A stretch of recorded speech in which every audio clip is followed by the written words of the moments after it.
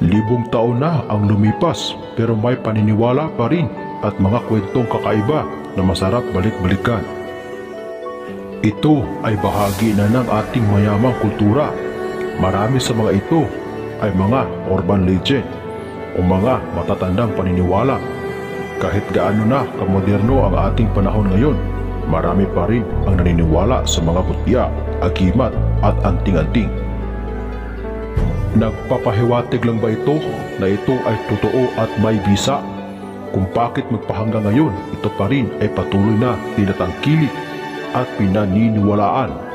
Kung ikaw ay isa sa mga naniniwala sa mutya at anting-anting, naniniwala ka rin ba sa mutya ng saging? Ayon sa matandang paniniwala at mga antingero na ang mutya ng saging ay isa sa pinakamahirap na makuha o matamo na mutya. Bakit kaya nila ito nasabi na mahirap itong makuha? Anong uring saging nga ba ang may mutya? Paano nga ba ito makukuha? Ano kayang kapangyarihan ang meron sa taong nagtataglay nito? Yan ang ating pag-uusapan sa video ito. Pero bago ang lahat ng yan, kung bago ka pa lang sa channel na ito at gusto nyo ang mga ganitong usapin, ay inaanyayahan ko kayong pindutin ang subscribe button at ang bell icon nang sa ganon ay lagi kayong ma-update sa tuwing may bago tayong upload.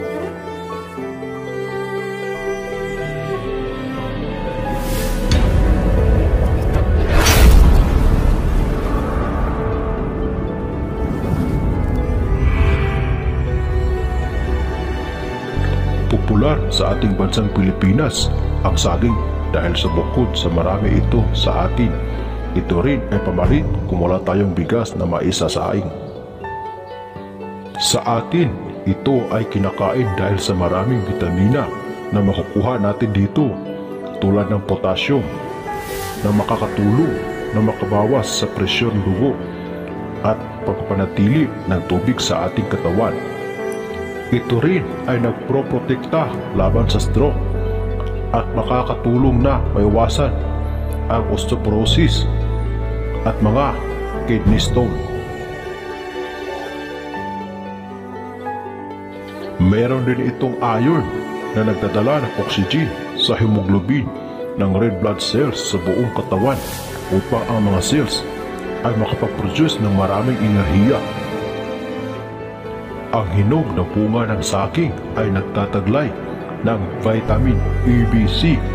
Kadalasan ang saging ay kulay dilaw pag hinog na ito at berde naman pag hilaw pa. Ang halamang ito ay mukhang puno pero ito ay inuuri sa mga halamang damo. Ang saging ay may kataasan at may malalapad na dahon. Sa lahat ng halaman, ang saging lang ang may puso at tinatawag nating puso ng saging. Pero maliban sa mga vitamina, minerales at maraming benepisyo na makukuha natin sa saging, ay pinaniniwalaan din ito ng iba na meron kang makukuha ng mutya.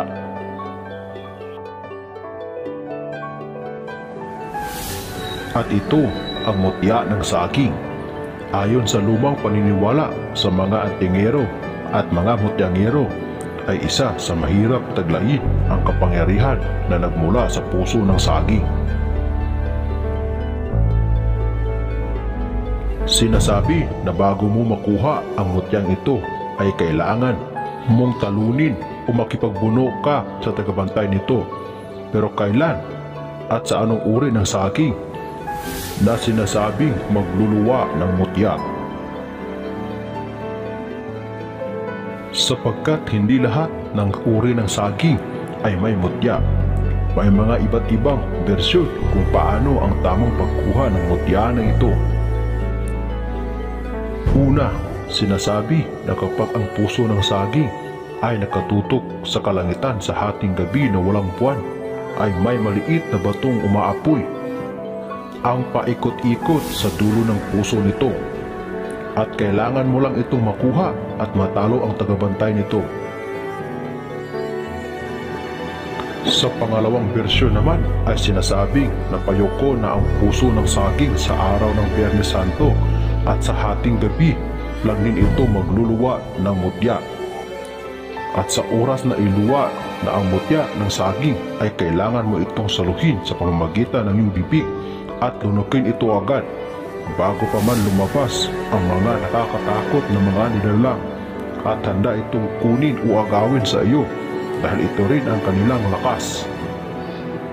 At handa rin ito makipagbuno sa iyo dahil sa oras na nasa bibig mo na ito, ang lakas mo ay tulad rin sa mga nilalang na nagbabantay sa mutyaang ito.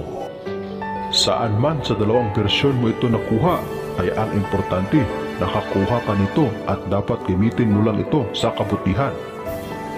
At ayon sa aking kaalaman, ang mutya ng saging ay makukuha lamang sa saging na tindok.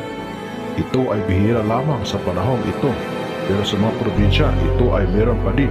Kung nais mo makakuha ng mutyang ito, ay antayin lamang na makakita ka ng mutyang ito at ihanda ang sarili sapagkat ang tagabantay sa mutyang ito ay inihahan tulad sa kapre na malaki at mapangahas, mabalahibo, nakakatakot at maitim na nilalang.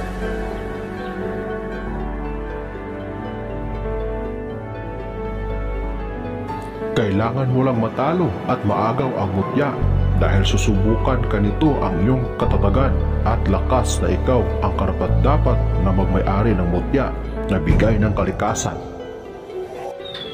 Kung nagtagumpay ka sa pagsubok na ito, ay mapapasakamay mo ang mutya na magbibigay sa iyo ng lakas, bilis at liksi. At magtataglay ka rin ng kabal at kunat sa katawan na hindi ka kayang tablan ng mga matutulis o nakakasugat na bagay. Ito rin ay nagbibigay swerte sa kabuhayan at negosyo, at ito ay pangontra rin sa mga itim na mahika. Alagaan at pakaingatan ang mutya na ito dahil piling-pili lang ang taong pinagkakalooban nito. Huwag gamitin sa masama para patuloy na manatili ang bisa. Kung nagustuhan mo ang video ito ay huwag kalimutang i-like, share at mag-subscribe na rin para patuloy kang ma-update sa ating mga next upload. Panoorin ang aking mga nakaraang video para dagdag kaalaman. Salamat po. God bless us all.